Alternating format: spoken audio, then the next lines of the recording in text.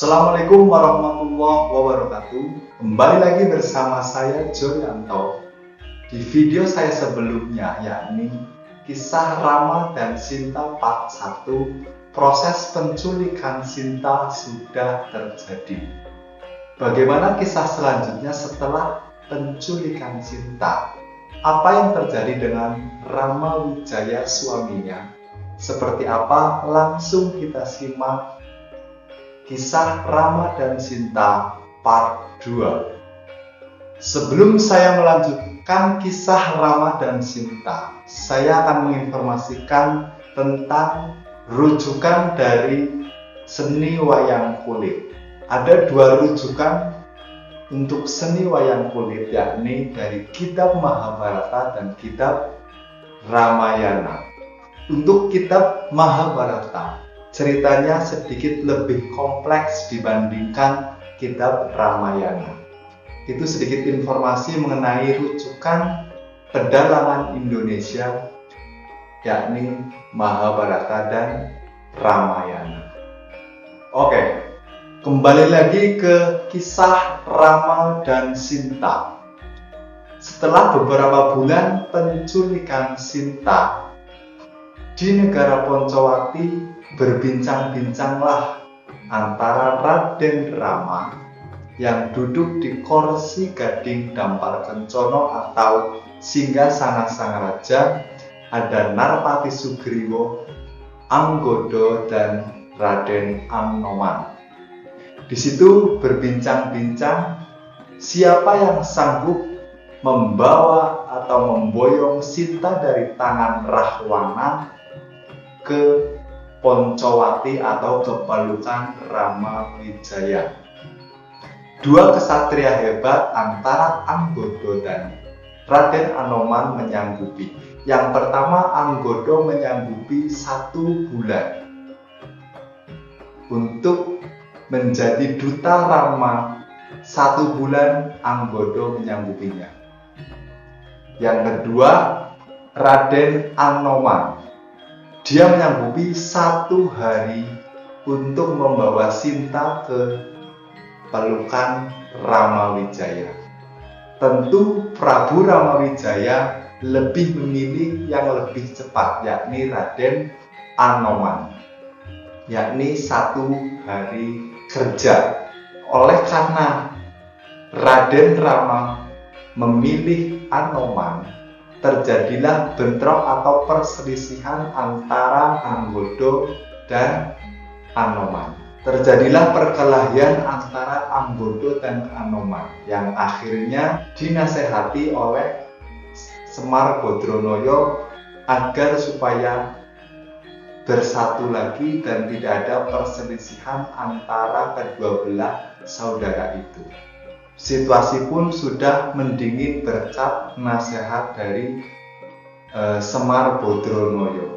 Antara Anggodo dan Raden Anoman tidak ada perselisihan lagi.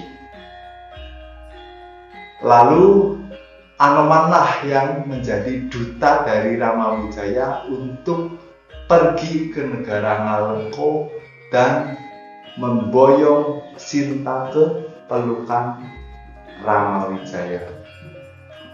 Di situ Rama Wijaya menitipkan sebuah cincin untuk diberikan kepada Sinta ketika nanti sudah menemuinya. Lalu pergilah Anoman sebagai duta Rama Wijaya pergi ke Ngalengko Dirjo atau negaranya Prabu Dasamuka atau Rahwana itu. Di sepanjang perjalanan, Raden Anoman menemui banyak rintangan demi rintangan, namun berhasil melewatinya dengan baik. Karena Anoman adalah kesatria yang sakti dan kesatria yang tangguh. Tidak jirih, tidak ajrih, Anoman terus melanjutkan sebagai duta dari Rama Wijaya untuk memboyong Dewi Sinta ke pelukan Rama Wijaya lagi. Satu tekad Anoman hanyalah itu. Dia bisa dan sanggup melaksanakan tugas dari Rama Wijaya atau pebundennya. Setelah menemui banyak rintangan dan sanggup melewatinya, Raden Anoman sampailah ke negara Ngalengko-Direjo. Tidak mudah langsung masuk ke negara Ngalengko karena di situ ada Indrajit, yakni adik dari Rahwana sang raja itu, sang raja dari Ngalengko-Direjo. Indrajit menangkap Anoman dan dibawa ke keraton Ngalengko, yakni dihadapkan ke Prabu Dasamuka bahwasanya ada penyusup utusan dari Raden Ramawijaya untuk memboyong Dewi Sinta ke pelukan Ramawijaya lagi. Murkalah Dasamuka atau Rahwana itu. Oleh karena itu, Dasamuka langsung menyuruh adiknya Indrajit itu untuk segera membakar Anoman.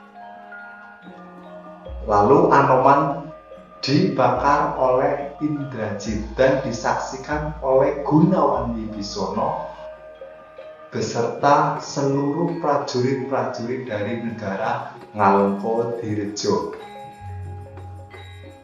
Namun anehnya di situ Anoman tidak terbakar sama sekali karena saking saktinya Anoman dan saking saktinya dia bisa bertiwikromo atau menjadi raksasa besar yang membabi buta pada saat pembakaran itu, dan akhirnya Ngalengko dibakar hangus habis-habisan oleh Anoman. Hanya beberapa yang tersisa, yakni antara lain Prabu Dasamuka, Indrajit, Gunawan Wibisono, dan beberapa pepunden-pepunden dari negara Ngalengko-Direjo. Yang lain penduduk-penduduknya, rumah-rumah penduduk semua terbakar hangus habis akibat dari membabi butanya Raden Anoman, utusan dari Ramawijaya itu. Setelah itu Ngalengko hangus terbakar, tidak tersisa suatu apapun. Oleh karena itu Prabu Dasamuka langsung murka bahwasanya negara yang sekian lama dipimpin hangus terbakar hanya karena Anoman itu. Murka dan murka sejadi-jadinya.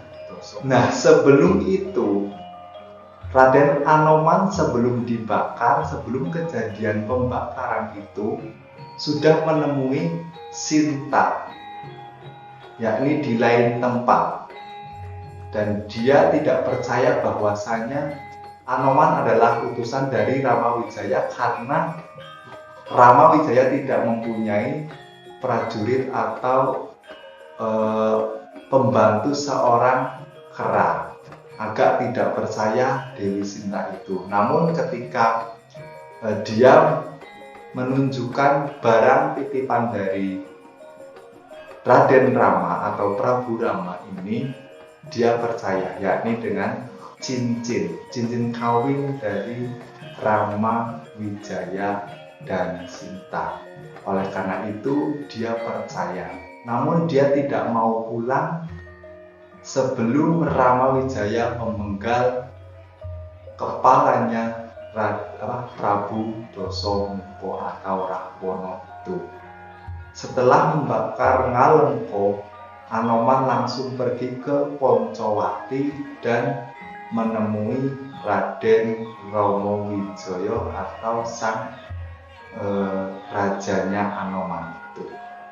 Dan Raden Anoman melaporkan bahwasanya sudah menemui Sinta, namun tidak mau kembali bersama Anoman, melainkan Prabu Rama sendiri yang memenggal kepala Dasamuka. Berhasillah Raden Anoman menjadi duta atau utusan dari Raden Ramawijaya atau Prabu Ramawijaya itu. Seperti apa kelanjutan ceritanya? Tunggu di part 3. Terima kasih. Assalamualaikum warahmatullahi wabarakatuh.